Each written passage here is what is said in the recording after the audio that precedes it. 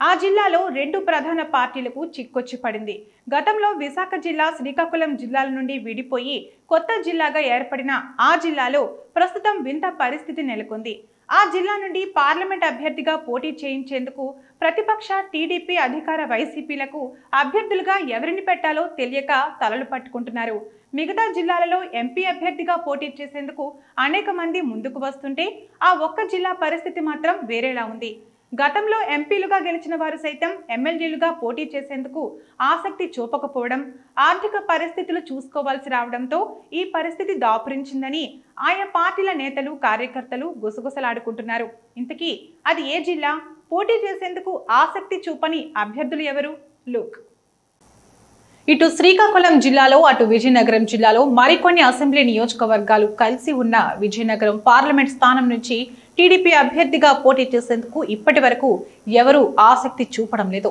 రెండు ప్రధాన పార్టీలు, అధికార వైసీపీ, ప్రతిపక్ష టీడీపీలకు లోక్సభలో ప్రాతినిధ్యం వహించేందుకు కీలక నాయకులు ముందుకు రావడం లేదు. ఎంపీ అభ్యర్థులుగా పోటీ చేసేందుకు ఆసక్తి చూపించడం లేదు. ఇక మిగతా పార్టీల పరిస్థితి అయితే చెప్పనక్కర్లేదు. కనీసం నాయకులు కూడా ఆ పార్టీలకు కరువయ్యారు. దీంతో ఎవరు దొరుకుతారోనని వెతుక్కోవాల్సిన పరిస్థితి ఆ చిన్న పార్టీలది. గతంలో ఎంపీగా పోటీ చేసి లోక్సభకు వెళ్లిన నాయకులు సైతం ఎమ్మెల్యే అభ్యర్థులుగా ఉండేందుకే ఇష్టపడుతున్నారు. విజయనగరం పార్లమెంట్ సీటుకు సంబంధించి కూడా ఇదే పరిస్థితి నెలకొంది. గతంలో విజయనగరం నుండి పార్లమెంటుకు ప్రాతినిధ్యం వహించి మంత్రిగా పనిచేసిన నాయకులు సైతం వచ్చే ఎన్నికల్లో అసెంబ్లీకి పోటీ చేయాలని చూస్తున్నారు. ప్రస్తుతం విజయనగరం సిట్టింగ్ ఎంపీగా ఉన్న బెల్లాన చంద్రశేఖర్ తాజా పరిస్థితి ఇదే.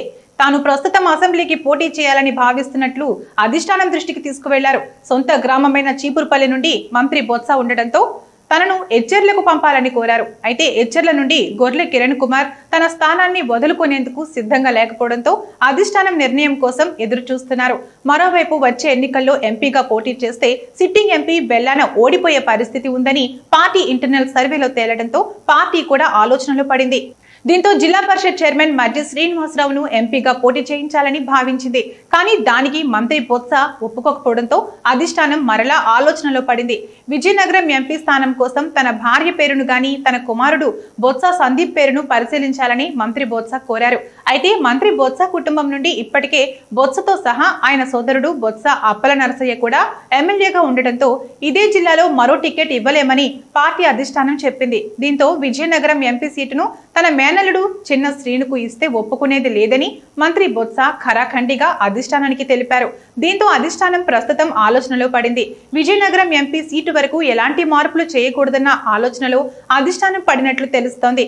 దీంతో మరోసారి చివరి నిమిషంలోనైనా సిట్టింగ్ ఎంపీ బెల్లానికి టికెట్ కేటాయించాలా లేక మరో అభ్యర్థిని నిలబెట్టాలా అని అధిష్టానం భావిస్తున్నట్లు సమాచారం.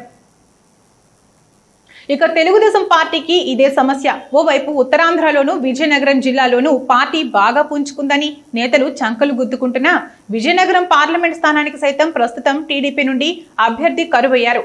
విజయనగరం లోక్సభ నియోజకవర్గం నుంచి 2014 నుండి గెలిచి కేంద్ర మంత్రిగా పనిచేసి గత ఎన్నికల్లో ఓడిపోయిన పూసపాటి అశోక్ గజపతిరాజు ఈసారి ఎన్నికల బరిలో దిగే అవకాశమే లేదని తెలుస్తోంది.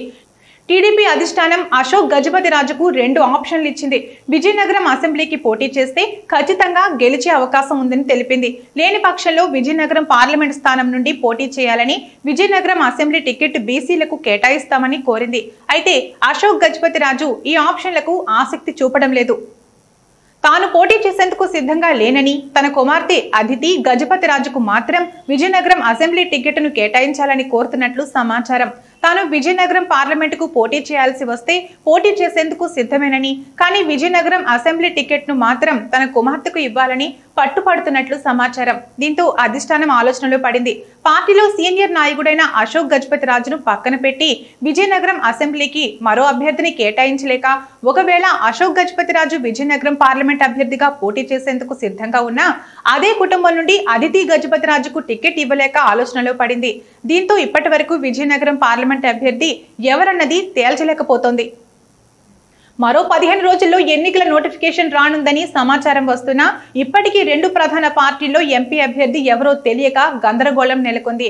అటు సామాజిక పరంగా, మరోవైపు ఆర్థికంగా బలంగా ఉండాల్సి రావడంతో ఆయా పార్టీల కీలక నాయకులు, కార్యకర్తలు సైతం తమ ఎంపీ అభ్యర్థి కోసం ఆసక్తిగా ఎదురు చూస్తున్నారు.